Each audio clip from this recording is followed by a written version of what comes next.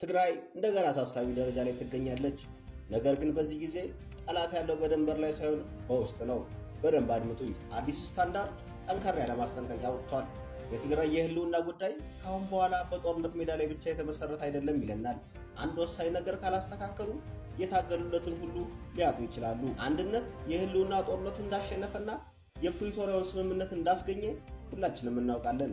ነገር ግን አዳዲስ ስጋቶች በደቀኑበት በዚህ ወቅት የውስጥ መከፋፈል በከባድ መስዋዕትነት የተገኙ ድሎችን አደጋ ላይ እየጣለ መሆኑ ይታወቃል። ዘገባው በግልጽ እንደሚያስረዳው የፕሪቶሪያው ስምምነት ገና አልተጠናቀቀም። ትግራይ በአሁኑ ወቅት በፖለቲካዊ መታገል ላይ ትገኛለች። በኢትዮጵያና በኤርትራ መካከል ውጥረት በነገሰበት በዚህ ወቅት የተከፈለች ትግራይ ለጥቃት የተጋለጠች ናት። መልእክቱ ቀላል ነው። ውይይት። አዲሱ የትግል ግንባር ውይይት ነው።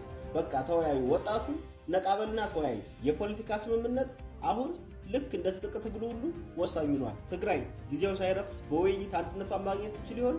የዚህን ጽሑፍ ሙሉ ትንታኔ በውስጥ መስመር እንዲደርሳችሁ አንድነት ብላችሁ ኮመንት አድርጉልኝ።